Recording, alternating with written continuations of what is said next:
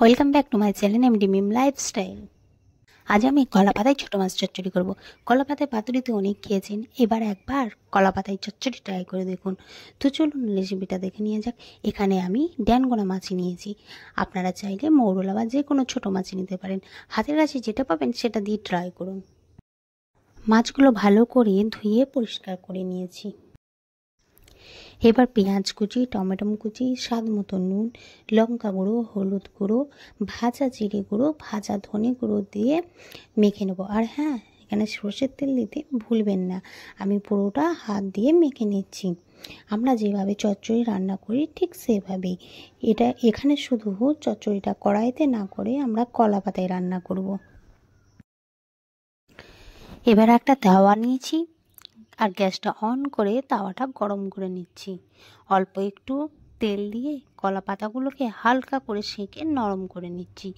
কলা পাতাগুলো আমি আগেই পরিষ্কার করে নিয়েছিলাম। কলা পাতাগুলো যদি নরম না করি তাহলে কিন্তু আমরা যখন কলা পাতাগুলো মুড়বো তখন মুড়তে পারবো না, ভেঙে যাবে। তো চলুন এবার কলা পাতায় মাছের মিশ্রণটা দিয়ে কলা পাতাটা মুড়ে নেব।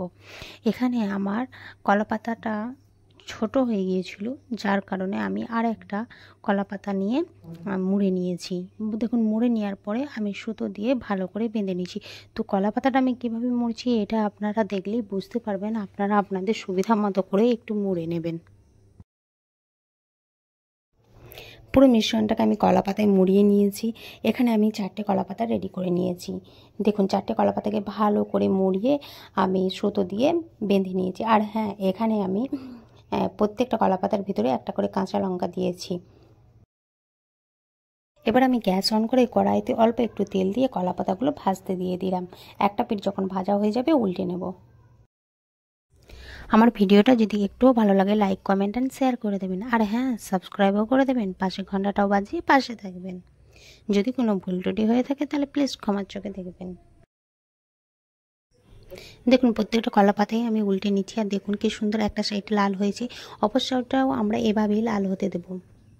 এরকম মজার মজার রেসিপির জন্য চোখ রাখুন আমার চ্যানেলে। এই কলা পাতার মাছ চচ্চড়ির সাথে সার্ভ করুন গরম ভাত। আমাদের কলা পাতার মাছ চচ্চড়িটা রেডি হয়ে গেছে। আমরা একটা প্লেটে সার্ভ করে নিলাম। এরপরে দেখুন, যে সুতোগুলো আমরা জড়িয়েছিলাম এগুলো আগে আমাদেরকে খুলে নিতে হবে।